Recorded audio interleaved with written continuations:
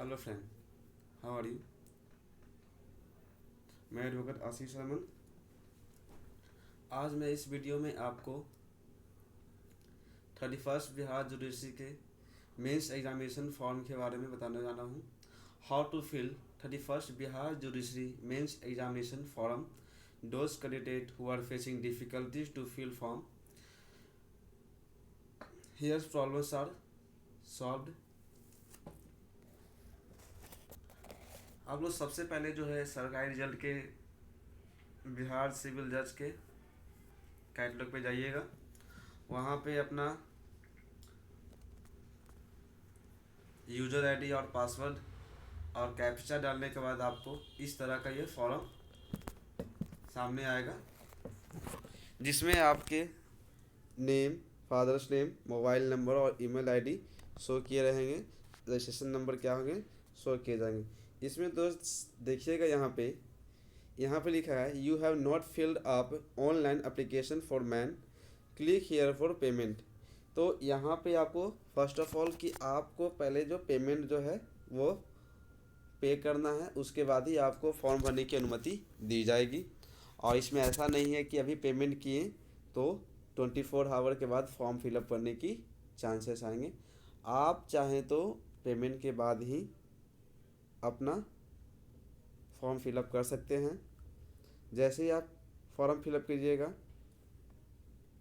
तो यहाँ पे देख रहे हैं registration date, PT payment date और पीटी एप्लीकेशन डेट, जो आपका ये आर्काइव शो कर रहा है कि आपने पीटी की फॉर्म कब फिलअप किए थे। ऐसे ही जैसे ही हम यहाँ पे पेमेंट करेंगे तो इस तरह का कैटलॉग बनेगा, इस तरह का शो करेगा पिक्चर, जिसमें आपके नाम, roll number, father's name etcetera etcetera यहाँ पे शो किए रहेंगे। और those candidate who are belong to general category OBC, BC1, ABC, who will be paid 750 rupees, and here and girls, handicapped, SC/ST candidate who will pay 200 rupees। तो यहाँ पे friend देखा जाएगा, जैसे ही आप यहाँ पे प्रोसीड पे क्लिक करते हैं तब यहाँ पे इस तरह का स्लाइड शो होगा, जिसमें क्या पेमेंट करनी है, अमाउंट दिया रहेगा, कंसेशनल फ़ी दिया रहेगा, GST 00 शो यहाँ पे किया गया है, आपका मोबाइल नंबर, ईमेल आईडी और यहाँ पे पेयर नेम आपको लिखना पड़ेगा। और यहाँ पे लिखना है आपको प्रोसीड नाउ। आप पेमेंट का मेथड हम बताते हैं, आप किसी भी डेबिट कार्ड का यूज कर अपने पेमेंट को आप सक्सेस कर सकते हैं। यहाँ पे कोई ज़रूरी नहीं कि सक्सेस इस SBI का ही, क्योंकि हर एक एग्ज़ाम में जो है लोग सबसे पहले जो भी फॉर्म आती है SBI को वरीयता दी जाती है। यहाँ आप किसी भी ATM कार्ड का, डेबिट कार्ड का यूज़ कर अपना पेमेंट को सक्सेस कर सकते हैं। क्रेडिट कार्ड संबंधी, डेबिट कार्ड संबंधी आपका यहाँ पे डिटेल यहाँ पे डालना बहुत ही ज़रूरी है, ताकि आपके अकाउंट से पैसे डिडक्ट हो सकें। कार्ड होल्डर का नाम, card number, expiry month, expiry year और कार्ड के पीछे में CVV नंबर होता है 3 डिजिट का, वो यहाँ पे इंटर करने होते हैं। जैसे ही आप इंटर कीजिएगा तो आपके मोबाइल पे OTP आएंगे। OTP इंटर करने के बाद आपका जब पेमेंट हो जाएगा तो ये यहाँ पे सक्सेसफुल का कैप्चा सामने आ जाएगा। आप ही चाहें तो इसे प्रिंट भी कर सकते हैं। देखिए फ्रेंड, जैसे ही मैंने यहाँ सक्सेस मेरा पेमेंट हुआ तो एक नया आर्काइव यहाँ पे शो करने लगा। मेन पेमेंट डेट 3/3/2021 को मैंने अपना पेमेंट यहाँ पे सक्सेस हुआ था। अब जैसे ही पेमेंट का ऑप्शन वहाँ पे सक्सेस हुआ, यहाँ पे एक नया कैप्चा, नया कैटलॉग यहाँ पे दिखने लगा, application form. You have not fill up online for application for main. तो यहाँ पे देखिए, जब तक आपने मेन सिग्नेचर के फॉर्म अभी फिल नहीं किए हैं तो यहाँ पे एप्लीकेशन फॉर्म पे जैसे ही क्लिक करेंगे, यहाँ पे क्लिक करने के बाद आपका ये कैप्चा इस तरह से खुलेंगे, जिसमें आपका नाम, नाम, पिताजी का नाम, माता का नाम, जन्म तिथि, जेंडर, ये सभी किसी प्रकार के इसमें चेंजेस नहीं करने हैं। जो ऑलरेडी पीटी में फिल किए हैं वही आपको डिटेल यहाँ पे शो किया हुआ है। आगे चलते हैं तो इस वाले फर्स्ट पेज में आपको सिर्फ और सिर्फ अपने ऑप्शनल सब्जेक्ट की चेंजेस कर सकते हैं। इट मीन्स आपने पीटी में फॉर्म भरते समय आपने शायद टफ पेपर को सिलेक्ट कर लिया हो और बाद में वो आपको बहुत टफ लग रहा हो, तो आप चाहें तो अभी अपने इस पेपर को चेंज कर सकते हैं। तीनों के तीनों पेपर चेंज कर सकते हैं। 5 ऑप्शनल सब्जेक्ट है जिसमें 3 चूज करने हैं, तो आपको यहाँ पे चेंज करने के ऑप्शन दिए गए हैं। तो जो कैंडिडेट चाहें तो यहाँ पे अपना सब्जेक्ट चेंज कर सकते हैं। बाकी डिटेल में किसी तरह की छेड़छाड़ नहीं करनी है यहाँ पे, वो ऑलरेडी वहाँ पे ब्लिंक नहीं होगा, वो आप चाहें भी तो नहीं कर सकते हैं।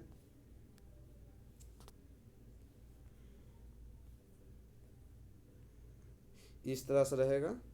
आपको क्या फ़ी, यहाँ पे फ़ी भी आपको जो है, जो आपने पीटी के समय जो भी कैटेगरी डाले थे उसी के तौर पे आपका यहाँ पे पेमेंट शो किया जाएगा। तो ये है हमारा ऑप्शनल 1, ऑप्शनल 2, ऑप्शनल 3। और यहाँ पे आपने जो सब्जेक्ट चूज किया है, आप किस लैंग्वेज में लिखना चाहते हैं अपने आंसर को, तो यहाँ पे आप पीटी के समय ही अपना आंसर के लिए लैंग्वेज चुन लिए होंगे, तो यहाँ भी किसी प्रकार के चेंजेस नहीं करना है। बाद में वो कैंडिडेट सोच रहे कि इंग्लिश जो है जिनको टफ लग रहा होगा, सोचे हिंदी में लिखेंगे तो अच्छा होगा, अच्छा मार्क्स ला सकते हैं। तो आप जो पीटी में जो सब्जेक्ट के लिए जिस लैंग्वेज को चूज कर चुके हैं, आप दोबारा चूज नहीं कर सकते हैं, एक्सेप्ट आप अपना सब्जेक्ट को चेंज कर सकते हैं।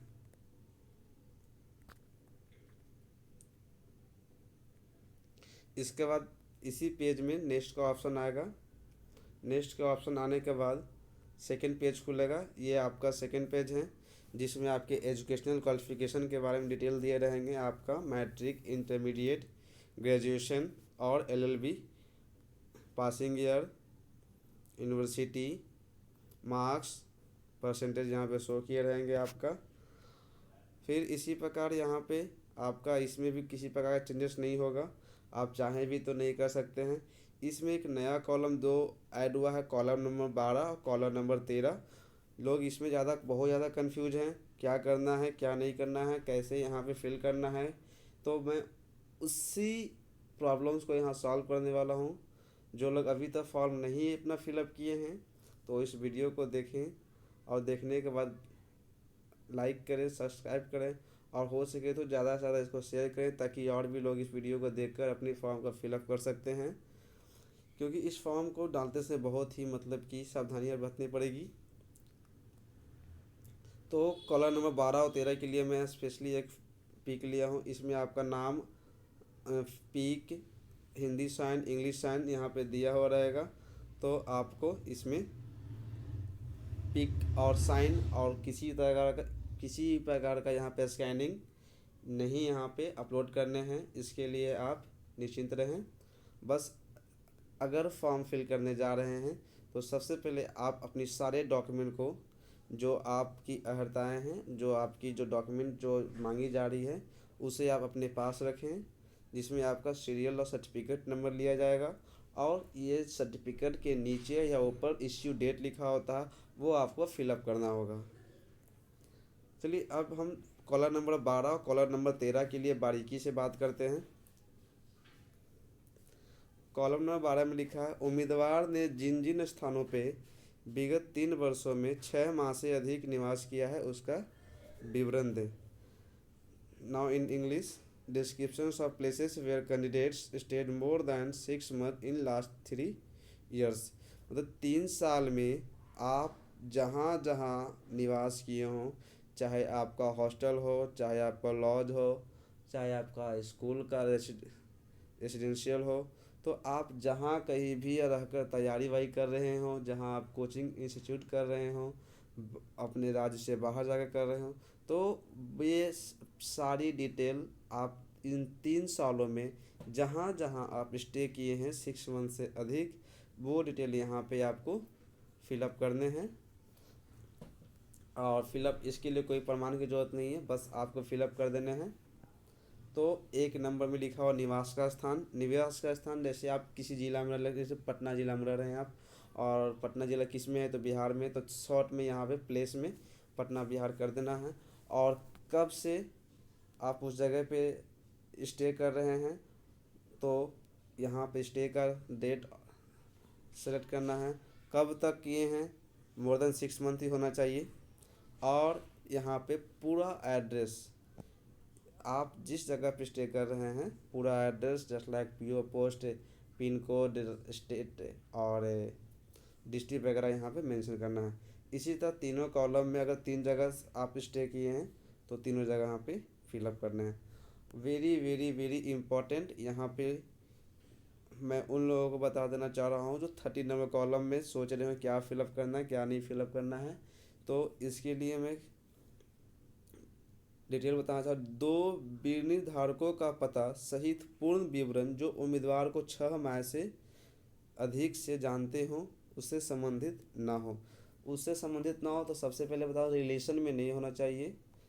और रिलेशन तो जानती हैं जो क्लोज में आते हैं रिलेशन, जो आपका ब्लड रिलेशन होता है वो क्लोज नहीं होने चाहिए। हाँ, आप जिस जगह पर रह रहे हो तो अब 2 व्यक्ति ऐसे व्यक्ति का नाम दें तो शायद हो सके मेंस की जब एग्जामिनेशन इंटरव्यू जब पास किया जाए तो आपकी डिटेल उनकी उनसे मांगा जाए कि हाँ आपके कैरेक्टर के बारे में पूछा जाए तो आपके बारे में वो बता सकें।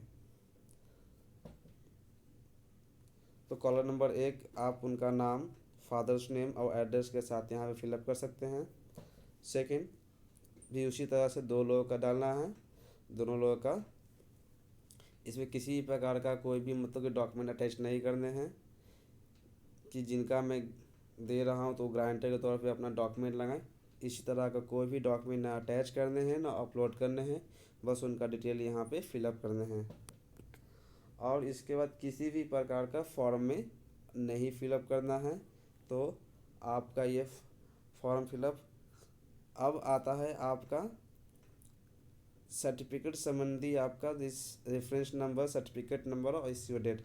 इसमें टोटल 12 कॉलम दिया गया है। और 12 कॉलम देखकर आप लोग चौंके नहीं, क्योंकि वो सारी चीज़ जिनके पास जो भी न्यूनतम अर्हताएँ होंगी वो यहाँ पे फिलअप करेंगे। तो सबसे पहला मैट्रिकुलेशन, तो ये सबके लिए अनिवार्य है, चाहे आप मार्कशीट डालें या फिर अपना मैट्रिकुलेशन सर्टिफिकेट डाल सकते हैं। एलएलबी सर्टिफिकेट कोई ज़रूरी नहीं है कि जो अभी जब पास आउट किए होंगे जस्ट 2019 2020 तो उनके पास तो मूल डिग्री तो पॉसिबल नहीं है, तो वो अपना प्रोविजनल जो जस्ट एग्ज़ाम पास के बाद प्रोविजनल और मार्कशीट जो मिलता है आप उसे डाल सकते हैं। थर्ड आया एलएलबी मार्कशीट, वो सभी के पास अवेलेबल है। और नेक्स्ट आया certificate issued by educational institution regarding recognition of LLB degree from BCI.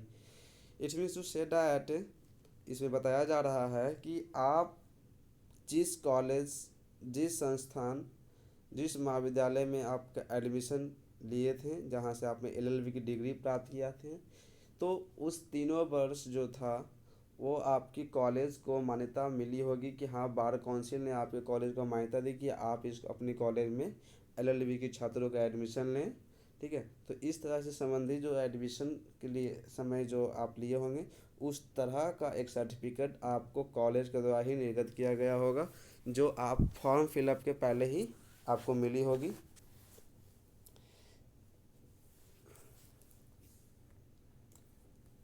Fifth number लिखा है character certificate issued by a last attendant institutions. Character certificate first condition यह बनता है जब आपने एलएलबी पास किए हैं, आपका मार्कशीट आया, आपका प्रोविजनल आया, आपने सीएलसी लिया होगा, आपने कैरेक्टर सर्टिफिकेट भी लिया होगा। जिन लोगों ने बार काउंसिल ऑफ इंडिया से रजिस्ट्रेशन करवा चुके हैं, अपना इनरोल करवा चुके हैं, तो उनका कैरेक्टर वहीं जमा हो चुका है। तो इस स्थिति में वो कैरेक्टर तो आपको मिलना मुश्किल है। तो कॉलेज के द्वारा आपको जब आपने bar council of India recognition का जब सर्टिफिकेट दिया होगा तो साथ ही में एक और सर्टिफिकेट आपको दिया गया हो जिसमें कैरेक्टर उसमें लिखा होता है, जस्ट एक कंसर्न लेटर की तरह होता है। उसमें नीचे लिखा होता है कैरेक्टर व satisfactory, character have been satisfactory, 3 साल के वहाँ पे रोल नंबर, सेशंस, वो सारे डिटेल वहाँ पे दिए होते हैं। तो उस तरह का भी कैरेक्टर आपके पास है तो उसमें भी रेफरेंस नंबर होता है, इश्यू डेट होता है। तो वैसी जानकारी यहाँ पे फिल करनी है। नाउ कॉलम नंबर 6, इसमें लिखा है who are belonging to SC/ST category, then insert here certificate number, issue date। ये जनरल कास्ट वाले के नहीं है, जो SC/ST बिलोंग करते हैं वो अपना जा सकते हैं। और 7 में domicile certificate in case of SC/ST, अगर आप SC/ST हैं तो यहाँ भी आपको जो है डोमिसाइल सर्टिफिकेट देना पड़ेगा। जो जनरल और OBC से बिलोंग करते हैं उसके लिए ज़रूरत नहीं है। Non creamy layer certificate only for BC and EBC, तो यहाँ पे नॉन क्रीमी लेयर सर्टिफिकेट बनाने पड़ेंगे जो BC और EBC से यहाँ पे बिलोंग करते हैं। तो वैसे कैंडिडेट अपना इस तरह का सर्टिफिकेट यहाँ पे सर्टिफिकेट नंबर और इश्यू डेट फिलअप करने होंगे। नाउ सर्टिफिकेट ऑफ डिस, ये जो है हैंडीकैप कैंडिडेट के लिए हैं, जो अपना यहाँ पे सर्टिफिकेट और सर्टिफिकेट डेट यहाँ डालें। 10 no objection certificate as well advertisement. No objection certificate कहने का मतलब जो लोग पहले से जॉब में हैं, गवर्नमेंट जॉब में हैं, तो उनको यहाँ पे NOC लेकर यहाँ पे जमा करना होगा। सर्टिफिकेट डेट और इश्यू डेट यहाँ पे फिलअप करने होंगे। 11th नंबर EWS ये नया जुड़ा फ्रेंड। यहाँ पे जनरल कास्ट जो बिलोंग करते हैं इकोनॉमिकली बैकवर्ड्स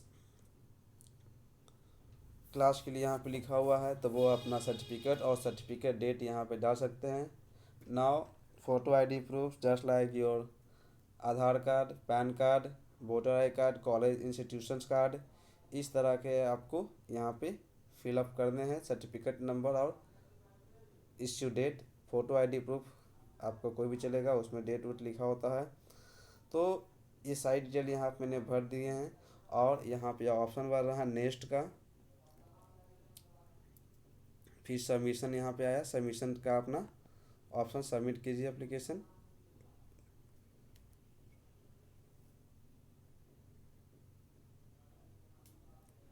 ये नेक्स्ट का ऑप्शन जो है ब्लिंक नहीं हो रहा है क्योंकि आपको इसके अगर नेक्स्ट नहीं फिलअप करने हैं। प्रीवियस है, प्रीवियस जा सकते हैं, कि प्रीवियस चेंजेस करने हैं तो प्रीवियस जा सकते हैं। प्रीव्यू मतलब कि इसे फिर से देखने के लिए है क्या आपने फॉर्म सही से फिलअप किए हैं नहीं किए हैं। फिर सबमिट एप्लीकेशन पे क्लिक करना है।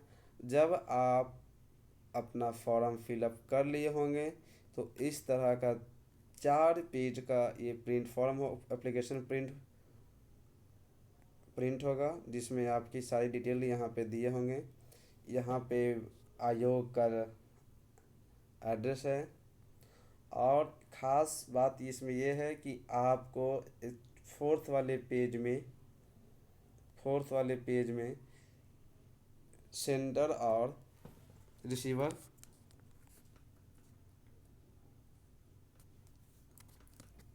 एड्रेस दिया हुआ है। तो इसी फॉर्मेट को काट कर आपको लिफाफे पर चिपकाना है और किसी तरह का पेन से नहीं लिखना लिफाफा पे।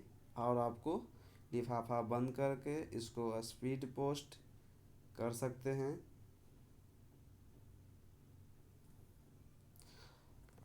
और ये 18 से पहले ही कर दे ताकि वो 24-25 तक आराम से पहुंच सके।